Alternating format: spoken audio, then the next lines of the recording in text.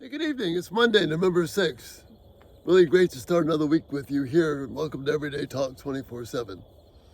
I'm going to continue looking at the theme that we looked at briefly last Saturday night. Why me? And the thumbnail had a young woman with tears.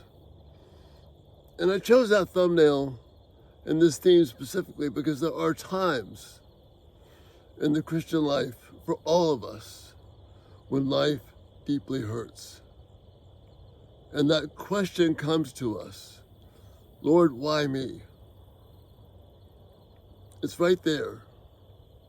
And I'm not looking for an easy answer here, because for some, the pain appears to be almost unbearable. Things that are done wrongly, treated unfairly. And then you add our own sins to the mix of that, and life can very much appear to be overwhelming at times. But God is aware of that. The Holy Spirit is aware of that. And He wrote His Bible specifically for us to know those truths. As we looked at last Saturday, nothing is random. God is working all things together for good. Even the painful things, God is able to bring good from those as well. I want to dive into those 3 points a little bit more deeply tonight. I hope a little more relationally. I hope a little more that connects with you and me. I'm going to look at Lamentations, a time of grieving for the southern kingdom of Israel, right after Jeremiah's prophecy. And the writer here doesn't hold back.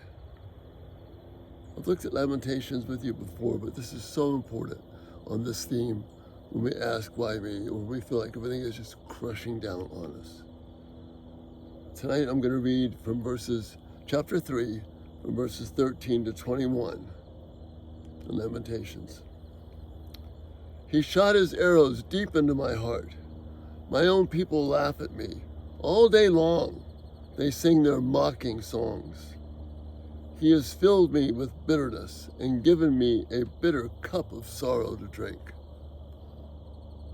See, it's okay to say these things because they're realities. And the writer of Lamentations is telling us that. But he goes on. He has made me chew on the gravel. He has rolled me in the dust. Peace has been stripped away, and I have forgotten what prosperity is. I cry out, my splendor is gone. Everything that I had hoped for from the Lord is lost. Everything that I had hoped for from the Lord is lost.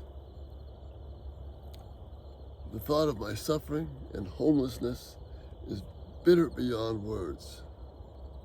I will never forget this awful time as I grieve over my loss. See, sometimes that's part of our story. And we feel that weight of maybe I just need to give up, or what's the use, or why pray? Because all that's going to happen is more of this mocking, more of this people turning against me, more of it seeming like God is so distant. All God can do instead of comforting me is to pierce my heart with the events and circumstances of life.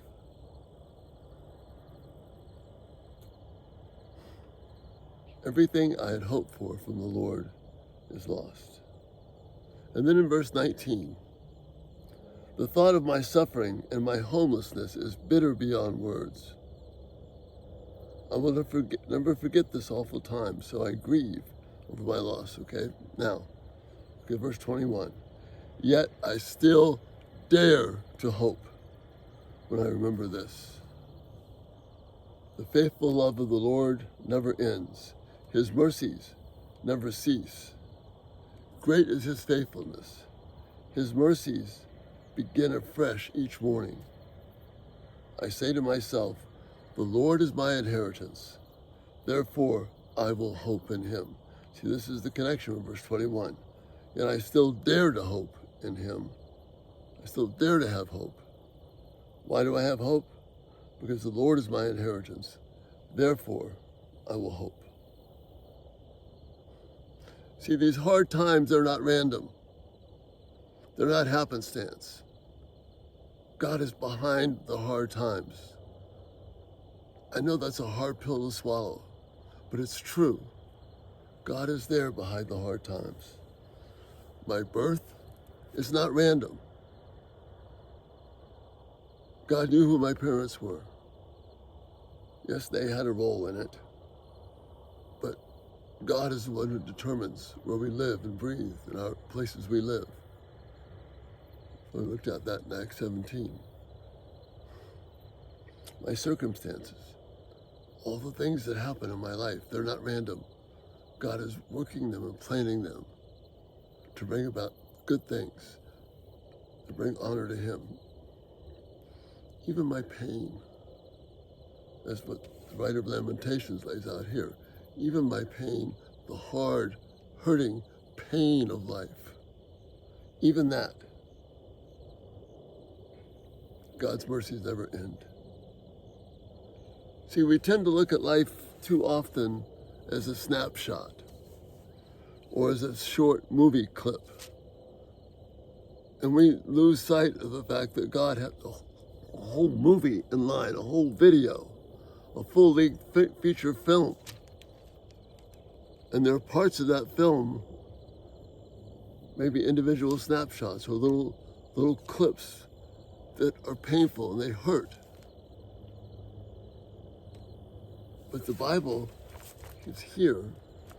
The writer of Lamentations is urging us to realize that there's a full movie to be seen, a full video to play out. And what's happening right now is not the end. There's more to come, maybe more pain. But more importantly, God's faithfulness is here. Don't let the enemy make you think that these little short clips or snapshots are all that God has. God is faithful. I dare to have hope.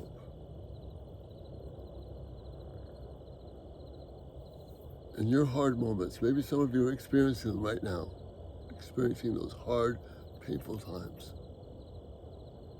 This word from the Spirit comes to us, and that's our hope.